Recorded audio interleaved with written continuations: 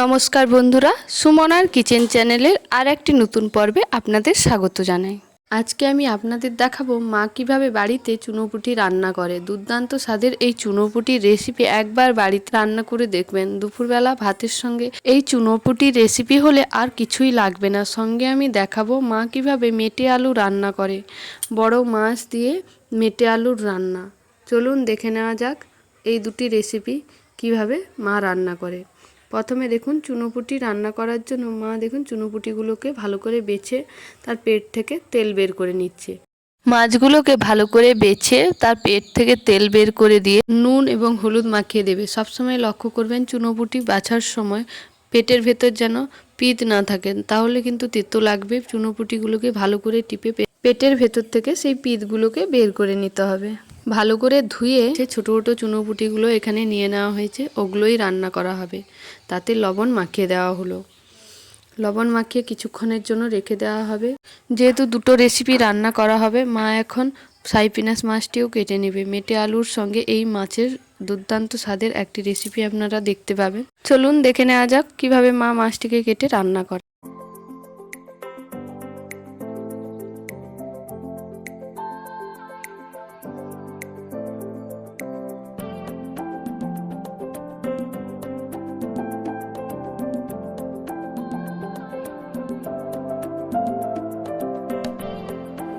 দেখুন মাছ কাটা কমপ্লিট হয়ে গেছে। মাছটিকে ধুয়ে এবার লবণ এবং হলুদ মাখিয়ে দেওয়া হবে।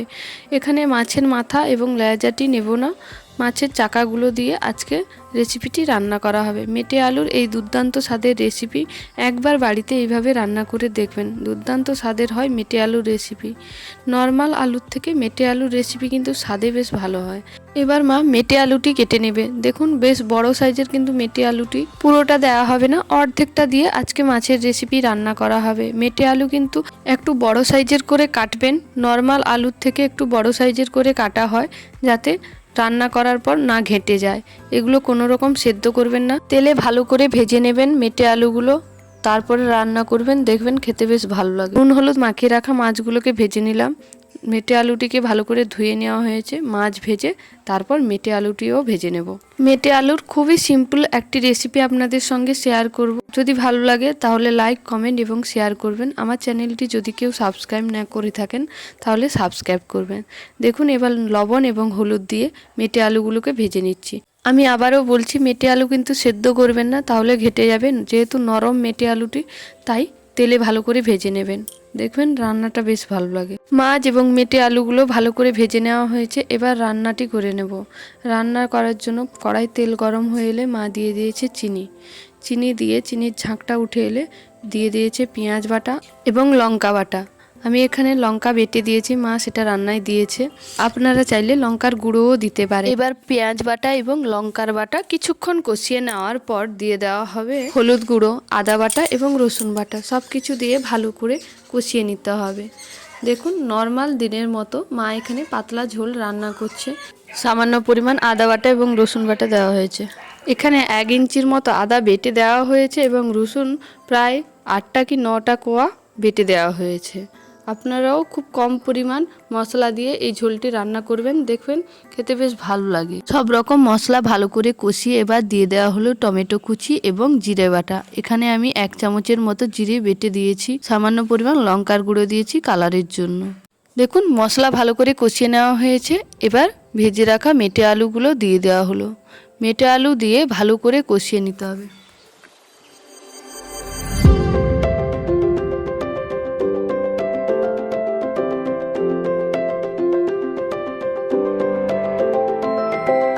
মেটে আলুগুলো কষানো হয়ে গেছে। এবার দিয়ে দেব জল, একটু বেশি পরিমাণ জল দিয়ে লবণ দিয়ে এবং মাছ দিয়ে দেব। ভালো করে ঝোলটিকে ফুটিয়ে নেব, তারপর নামিয়ে দেব। ঝোলটা একদিকে ফুটতে থাকুক, অন্যদিকে দেখুন চুনোপুটি রান্না করার জন্য মা দিয়ে দিল আদা বাটা, রসুন বাটা এবং লঙ্কার বাটা। সব কিছু দিয়ে তারপর দিয়ে দিয়েছে পেঁয়াজ বাটা, সর্ষে বাটা, দিয়েছে হলুদ গুঁড়ি, লঙ্কার গুঁড়ি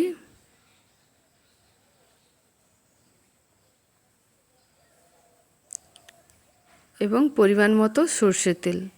সব কিছু দিয়ে ভালো করে মাখিয়ে নিতে হবে। আজকে এই মাছের সঙ্গে সব কিছু মশলা দিয়ে লাউ পাতায় ভাজা হবে, তাই এখানে 4টা লাউ পাতাও নেওয়া হয়েছে ভাজার জন্য। আপনাদেরকে রান্না করার সময় দেখাবো। সর্ষে তেলটা কম হয়ে গেছিলো, এখন একটু সর্ষে তেল দিয়ে দেওয়া হলো। যেহেতু এই রেসিপিটিতে এক্সট্রা কোনো তেল ব্যবহার করা হবে না মিশ্রণটি মাখানোর সময়, সেহেতু সর্ষে তেলটা একটু বেশি দেবেন। এখানে দেখুন ঝোলটা ফুটে এসছে।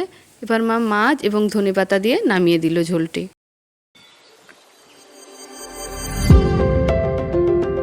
দেখুন ঝোল রান্না কমপ্লিট হয়ে গেছে। এবার লাউ পাতায় মশলা মাখিয়ে রাখা চুনোপুটিটা কিন্তু ভেজে নেব। পুরোপুরি লাউ পাতায় ভাজা হবে। এখানে 2টো লাউ পাতা নিচে দেওয়া হয়েছে, কিছুক্ষণ ঢেকে একদিক ভাজা হয়ে গেলে আবার উপর দিকে 2টো লাউ পাতা দিয়ে উল্টে দেব। অপর পিঠও ভালো করে ভেজে নেব। দেখুন কিভাবে লাউ পাতায় চুনোপুটিগুলোকে ভাজা হচ্ছে। এইভাবে বাড়িতে একবার ভেজে দেখবেন, খেতে বেশ দুর্দান্ত হয়। গরম ভাতে অন্য কিছু আর লাগবে না এই রেসিপিটি থাকলে। চলুন ভালো করে দেখে নেওয়া যাক কিভাবে মাছগুলি ভাজা হচ্ছে।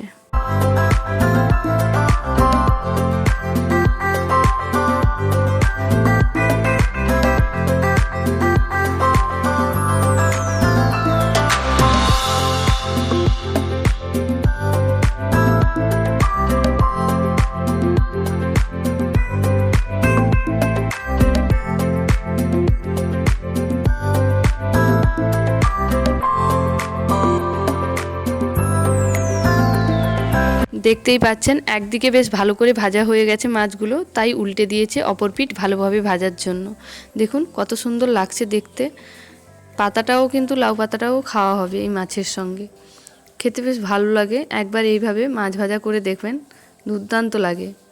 মা এখানে একটু বের করে দিচ্ছে আমাদের কেমন স্বাদ হয়েছে সেটা দেখার জন্য। খেতে বেশ কিন্তু দুর্দান্ত হয়েছিল লাউ পাতার এই ভাজা। আজকের মতো এতটুকুই। পরের দিন আবার একটি নতুন রেসিপি নিয়ে আপনাদের সামনে হাজির হব। আজকের এই লাউ পাতার ভাজা এবং মেটে আলুর ঝোল কেমন লাগলো সবাই জানিও। নিত্য নতুন আবার রেসিপি আপনাদের সামনে নিয়ে হাজির হব। ভালো লাগলে লাইক, কমেন্ট এবং শেয়ার করবেন। আমার চ্যানেল যদি এখনও সাবস্ক্রাইব না করা থাকে দয়া করে সাবস্ক্রাইব করবেন। সবাই ভালো থাকবেন, সুস্থ থাকবেন। আজকের মতো এতটুকুই।